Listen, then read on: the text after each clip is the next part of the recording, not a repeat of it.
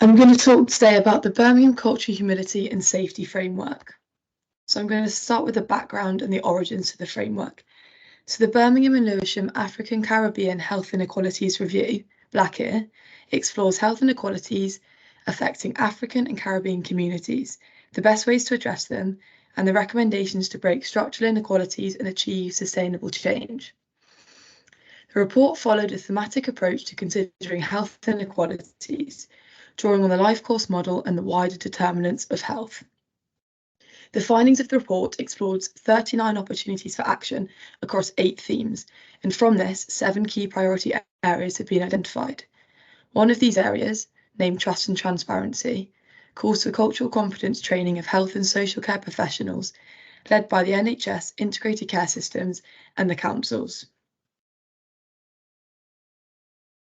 So, building from the key priority area, trust and transparency, Birmingham explored how to strengthen, create and improve cultural competency using an evidence-based, co-produced approach.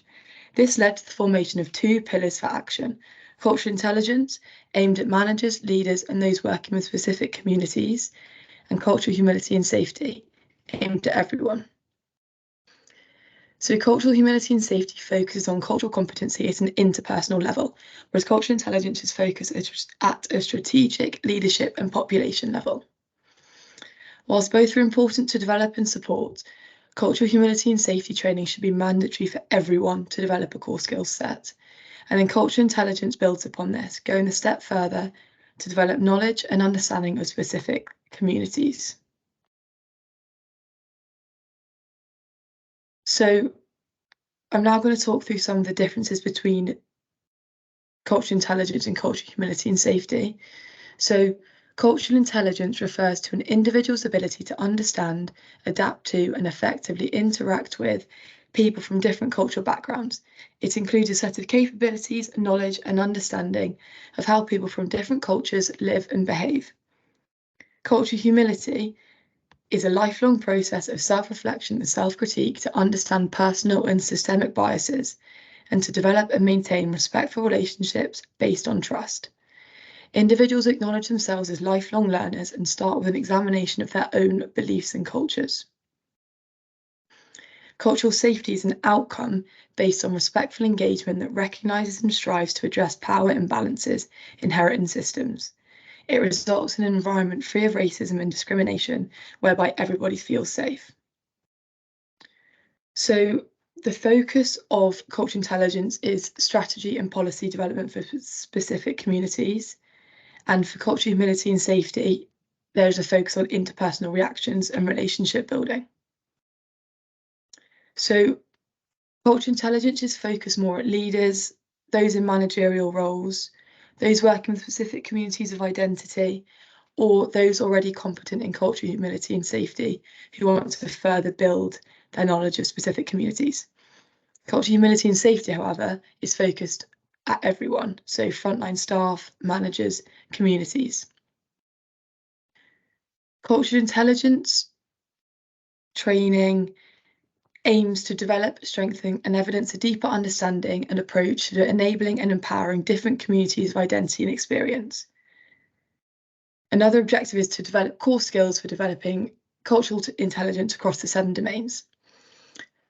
Cultural humility aims to develop the skills and confidence to develop culturally humble mindset and engage in culturally safe interactions with others.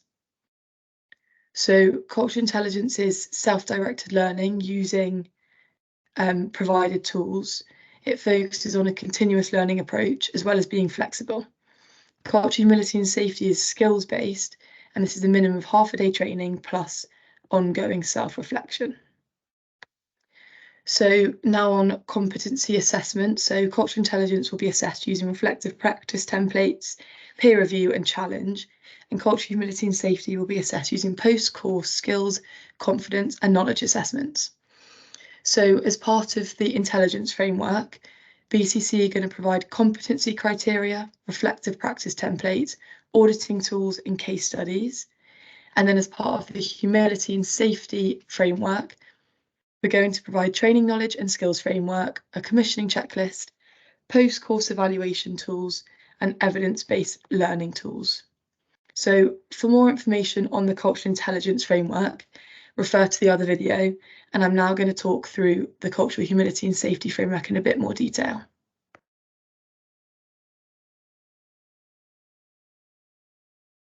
So the aim of the cultural humility and safety framework is to improve the quality and reach of the cultural humility and safety training offer in Birmingham.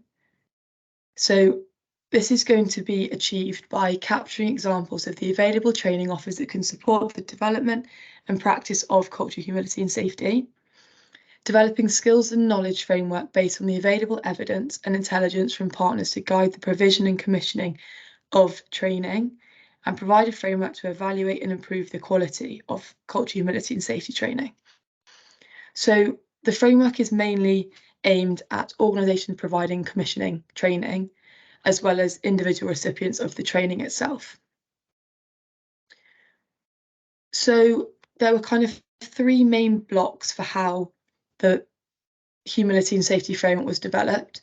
So first we had co-production, then evidence review, and then a mapping exercise. So for co-production, as part of Black Year implementation phase, the Cultural Humility and Safety Workstream created a task and finish group to discuss what cultural humility and safety is, what the outcomes of training should be, and what should be included within training itself. And then we went on to conduct an evidence review to ensure that the framework is based on high quality evidence and best practice. And then we also mapped out existing training provision and identified the gaps within this. And this highlighted the lack of standardised cultural humility and safety training in the UK, especially across Birmingham. So this led to the formation of an evidence-based co-produced framework. So as touched on before, cultural humility and safety training aims to develop cultural competence at an interpersonal level through skills development to enhance interactions between staff and clients and patients. Training is designed for everyone, and recognising the lack of quality, standardised cultural humility and safety training on offer in Birmingham and the gaps in the evidence base, Birmingham City Council developed the Birmingham Cultural Humility and Safety Framework. So the framework is a resource to guide the provision and commissioning of cultural humility and safety training. And it includes the following: so a skills and knowledge framework, a commissioning specification, an evaluation tool, and a repository of good practice and evidence-based tools. So the skills and knowledge framework. So this provides a minimum standard of training based on the current evidence to guide provision and commissioning. So it outlines the key aspects centred around qualities, knowledge and skills that should be included in all cultural humility and safety training, alongside providing evidence-based tools and resources to support and embed learning. So qualities refers to the key characteristics and values required to have a humble approach and provide a culturally safe environment. The knowledge is the knowledge required to understand cultural humility and safety and the steps required to practice and promote it. Skills is the set of skills and attributes required to successfully practice cultural humility and create culturally safe environments. And then the tools are resources and practical activities training providers can utilise for cultural humility and safety training. So as part of this skills and knowledge framework, we have detailed competency definitions for the 6 qualities that all cultural humility and safety training should foster. So from the evidence review and co-production, these worked out to be humility, self-awareness, commitment to lifelong learning, curiosity, commitment to understanding biases, and recognition of power imbalances. So the next tool as part of the framework is a commissioning specification. So the use of robust commissioning processes informed by a common set of principles and criteria is essential to ensure cultural humility and safety training is high quality and results in effective outcomes. So we have developed a commissioning specification, which is a checklist designed to guide and inform those involved with commissioning cultural humility and safety training. And then finally, so the evaluation tool. We've developed an evaluation tool for training providers and organisations to effectively evaluate cultural humility and safety training based on a set of standardised, evidence-based measures and metrics. So this is based on the Kirkpatrick model of evaluation and includes 3 different training questionnaires and checklists. So the first one is training experience, which is a standardised post-training questionnaire aimed to assess training experience and satisfaction. The second is learning. So this is a pre and post training questionnaire aimed to assess participants' culture, humility and safety knowledge and skills, which is being based off the knowledge and skills framework. And then finally, behaviour change. So this is a long-term questionnaire aimed to assess participants' behaviour change or impact on practice as a result of training. And this is to be administered 3 to 6 months post-training. So kind of a longer term impact. So that was kind of a brief overview of the culture, humility and safety training framework and what tools we have provided and will supply you.